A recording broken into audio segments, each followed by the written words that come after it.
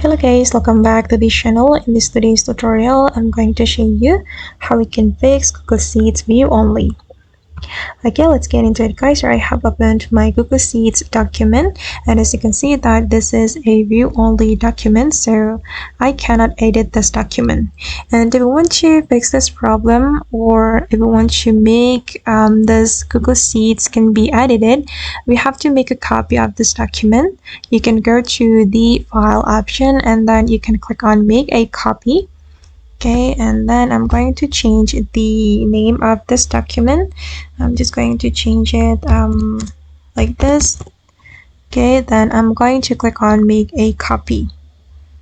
Okay, and wait guys, now the copy of this document is being created. Okay, and this is the document I have just copied to my Google Drive, and as you can see now that this is not a view only document anymore, and then I can edit this document. Okay, alright guys, and that's all the way to fix Google Sheets view only. I hope this video will be useful for you. Thank you so much for watching, and see you in the next video.